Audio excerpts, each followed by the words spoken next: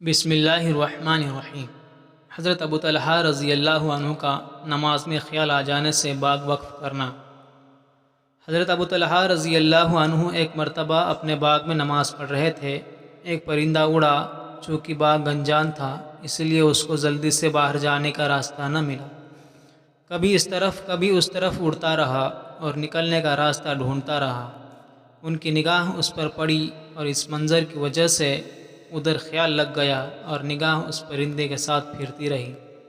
دفعتاً نماز کا خیال آیا، سہو ہو گیا کہ کون سی رکعت ہے۔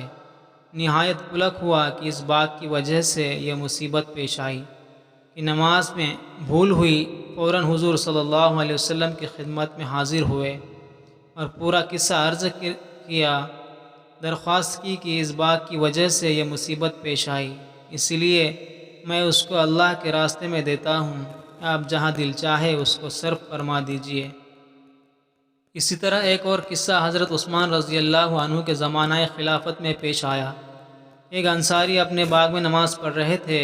کھجور پکنے کا زمانہ شباب پر تھا اور خوشے کھجوروں کے بوجھ اور کثرت سے جھکے پڑے تھے۔ نگاہ خوشوں پر پڑی اور کھجوروں سے بھرے ہونے کی وجہ سے بہت ہی اچھے معلوم ہوئے۔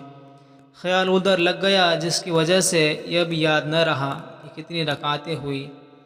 اس کے رنج و صدمے کا ایسا غلبہ ہوا کہ اس کی وجہ سے یہ ٹھان لی کہ اس باغ کو اب نہیں رکھنا، جس کی وجہ سے یہ مصیبت پیش آئی۔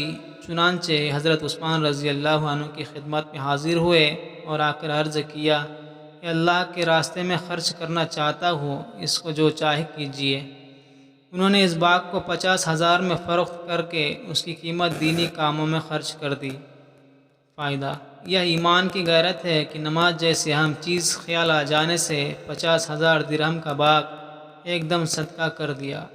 ہمارے حضرت شاہ ولی اللہ صاحب رحمۃ اللہ علیہ نے قول جمیل میں صوفیاء کی نسبت کی قسمیں تحریر فرماتے ہوئے اس کے متعلق تحریر فرمائی ہے کہ یہ نسبت ہے اللہ کی اطاعت کو ماسوا پر مقدم رکھنا اور اس پر غیرت کرنا کہ اس حضرات کو اس پر غیرت آئی کہ اللہ کی اطاعت میں کسی دوسری چیز کی طرف توجہ کیوں ہوئی۔